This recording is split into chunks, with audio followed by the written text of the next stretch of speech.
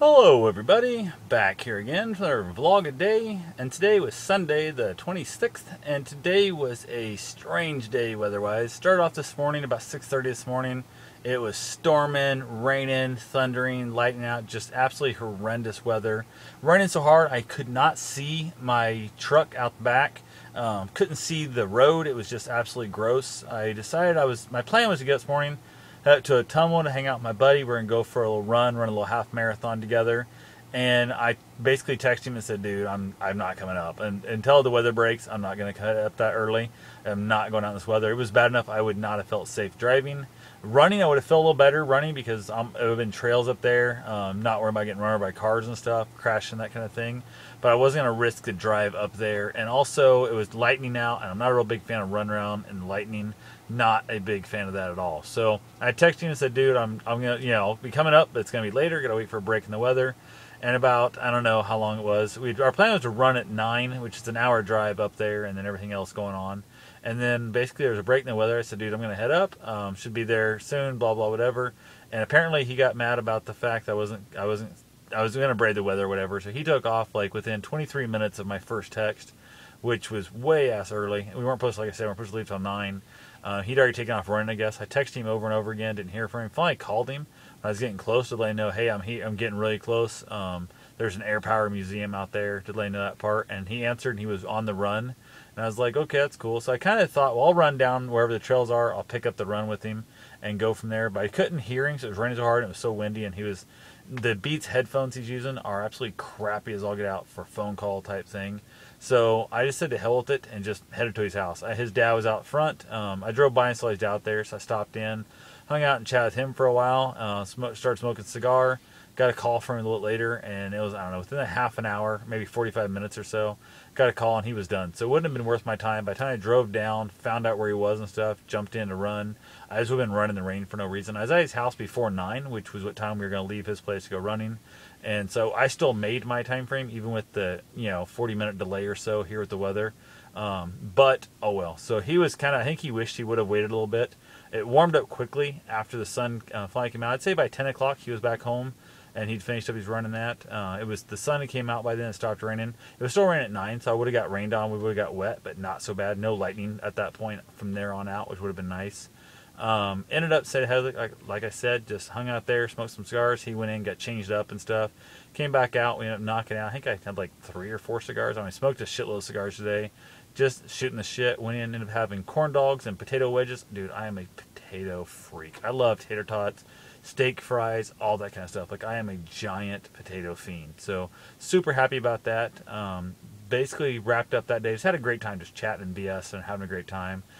Even chatted about, we were talking about how like people have shitty dogs and stuff, and how it's kind of the owner's fault most of the time. And I had somebody say, "Well, they got shitty dogs and blah blah whatever and stuff, and it's not like their fault." And I'm like, without even leading to, I didn't taint the witness or nothing. I'm like, "So whose fault are these dogs?" And I was asking my buddy, and he's like saying stuff, and his dad chimed in, "So his dad's dogs are shitty." He goes, "It's my fault." He goes, "I don't discipline them. They're shitty dogs." And it cracked me up, and I was like, "Yep, that's exactly right. They own their shit, and they know the dogs are shitty because of that." But he's got some issues and stuff from leftover from military and that kind of thing, and he's just really he's lost the interest in the bullshit of shitty people. So he's kind of cut a bunch of people out of his life in the past that if you're not a really good friend, he just doesn't need you in his life, and the dogs kind of reflect that. So it's one of those things where people aren't going to be coming out and like stopping by and trying to become new friends with him.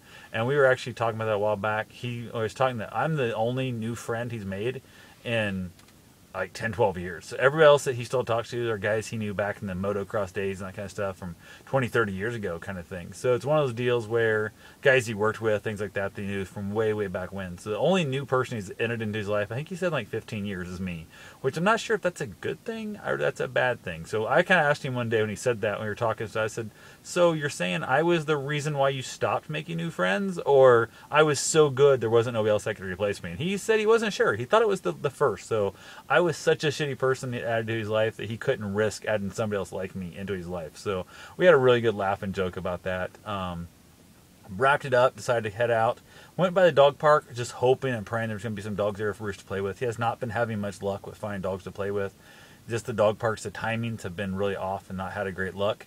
Got there and there was one car there, and I was like, I don't know. I got blocked in there and stuff, and there was a person sitting on a table.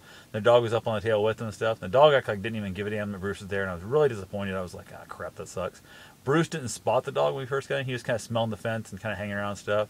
Finally got a little closer. I got about halfway to the table, and I kind of, had laughed and joked that Bruce hadn't even seen the dog yet, and her dog finally took off and ran over and started playing with Bruce, and they were kind of growling and stuff, and the dog there was named Bubba, and Bubba was a little bit protective of the owner, which was fine, no big deal. And it was kind of funny stuff. And they'd roughhouse and play, and then jump on the table and kind of hide from Bruce a little bit. And they got to where they started really kind of playing around really good. Had a great conversation. I was chatting with them.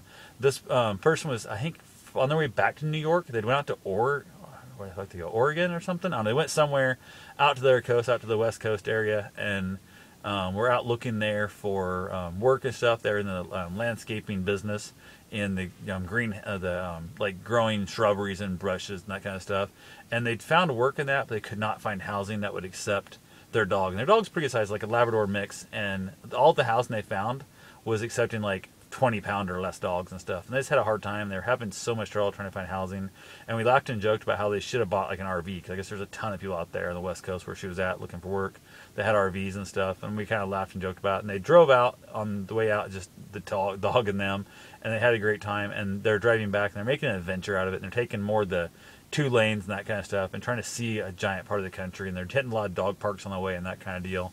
Had just a great conversation. Just really just chatted up. Nothing really major. Just it was interesting to hear the story about running across country and in a little station wagon. And I was like, how do you get by without tinted windows? I mean, like, that's so crazy. And they're doing a lot of free camping. They're doing a few campsites here and there. They're sleeping in a few Walmarts and stuff. And they're trying to travel. I think they said it's averaging about 5 hours a day is all they're driving. So they're not even really making a hard attempt to get back to New York. They're just taking their time. I said, you should throw that crap on YouTube. There's people who don't want to watch that and stuff. And they laughed and joked and said, yeah, I probably should have, but never did, and yada yada. So went ahead and told them my channel, so maybe they'll check it out and find some of the videos of Bruce and stuff and that. And we just had a good talk, and then they headed off, and then I headed off about the same time. Oh, before that, I guess Bear, a dog showed up there, really great, funny little dog. It likes to hide in the grass and jump up and pounce on Bruce. And Bear showed up and had a great time. The 3 of them roughhoused around a little bit, had a good time. I headed out, got changed, I went over and went for my run, ended up knocking out, I don't know, like 8.5 miles, like that. I don't know what the heck it was now. I've turned my watch off already, but ended up running it. Ran the first chunk pretty fast. Not fast, let's say quick. 9 somethings each mile. Did a 5K under 30, did a 10K under an hour. Kept on running and stuff. Had a really good time there. Did end up taking a quarter-mile walk break, and I think it was after like mile 7, maybe mile 6 3/4, something like that. I walked quarter mile to 7.